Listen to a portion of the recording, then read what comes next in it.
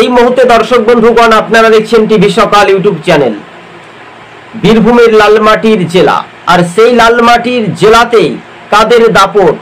অনুব্রত মণ্ডলকে নিয়ে প্রথম আমরা সার্ভে জনমত সমীক্ষা তুলে ধরছি।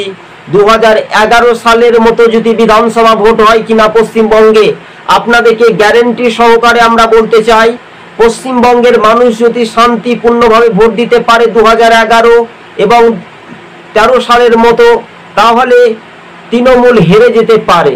11টি বিধানসভা আসনের মধ্যে বিজেপি 6টি আসনে একেবারে জয় নিশ্চিত 100% বলা যেতে পারে। সম্ভবত কংগ্রেস 1টি আসন পেতে পারে এবং রীতিমতো রাজ্যের শাসক দল তৃণমূলের ঝুলিতে 4টি আসন যেতে পারে সম্ভবত। এবং যদি আমরা দেখি, একদিকে নানুর হাড্ডাহাড্ডি লড়াই, হাসন কেন্দ্র, মুরারই, সিউড়ি, সাঁইতা, বোলপুর, লাভপুর, নলহাটি, একেবারে রীতিমতো বোলপুর একেবারে সর্বনিম্নভাবে আপনাদের যদি সঙ্গে যদি তুলে ধরি, তাহলে মহরেশ্বর। কেন আমরা বলছি, বাংলার মানুষ আদতে ভোটটা দিতে পারে না, আর নির্বাচন কমিশন কিভাবে যে ভোট গ্রহণ করায় পশ্চিমবঙ্গে, সেটাও আপনাদের জানা অজানা তথ্য রয়েছে। 2011 সালের মতো কি নির্বাচন কমিশন কি ভোট গ্রহণ করাতে পারবেন? যারা কেন্দ্রের বিজেপির দায়িত্বতে রয়েছেন, যারা স্বরাষ্ট্রমন্ত্রী স্বরাষ্ট্র দপ্তরে বসে রয়েছেন, তারা একমাত্রই মনে যদি করে কেন্দ্রীয় বাহিনী একেবারে ফোর্স দিয়ে রাজ্য রাজনীতিতে শাসক দল কোনো রকমের পার পাবে না, যদি ইচ্ছা মনে করে, তাহলে এই বাংলার পরিবর্তন হতে পারে।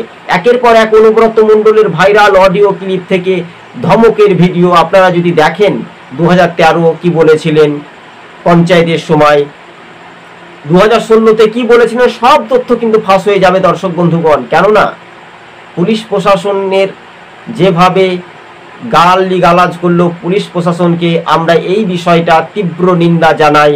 তিনি কে বললেন? তিনি বললেন অনুব্রত মণ্ডল। তিনি একটা চিরকুট চিঠি দিয়ে ক্ষমা চাইলে ক্ষমা হয়ে গেল? কোনো একজন মানুষ যদি মার্ডার করে দিল, ধরেন, সেটা ক্ষমা চাইলে আপনি ক্ষমা হবেন? আমাদের আইনের শাসন কোথায় রয়েছে? পুলিশ প্রশাসনকে যে অকথ্য ভাষায় গালিগালাজ করেছিলেন অনুব্রত মণ্ডল, তাহলে পুলিশের ভূমিকা নিয়ে রাজনৈতিক মহলে একটা চর্চা হচ্ছে দর্শক বন্ধুগণ, তাই না? ভালো করে মনোযোগ দিয়ে শুনে রাখবেন। এই পর্যালোচনা আপনাদের দরবারে আমরা প্রতিবেদনটি তুলে ধরেছি, তাই না? বাস্তবে ভালো করে মনোযোগ দিয়ে শুনে রাখবেন। অনুব্রত মণ্ডলের রাজনৈতিক ত্রাসের মতো শাসক দল ব্যবহার করেছিল, তাই পুলিশ প্রশাসন ভয়ে মুখ খুলতো না। তাই পুলিশ প্রশাসনের মা বোনকে যেভাবে, তার বউ মাকে যেভাবে অকথ্য ভাষায় গালিগালাজ করলো, এটা আমরা বা আপনি বলতে পারবেন না। সেটা একমাত্র অনুব্রত মণ্ডল কিভাবে ধমক দিয়েছিল আপনারা দেখেছিলেন। আর এই প্রথম সার্ভে রিপোর্টে বলছে 2026-এর পশ্চিমবঙ্গের 2026-এ 294টি বিধানসভা আসন। রাজ্য রাজনীতিতেই এবার সরাসরি বীরভূমে হাতছাড়া হতে পারে শাসক দল তৃণমূলের একাধিক বিধানসভা। সেখানে বিরোধী রাজনৈতিক দলগুলো শক্তি মজবুত হচ্ছে, দিকে দিকে একেবারে উজ্জ্বল ভবিষ্যৎ বলা যেতে পারে।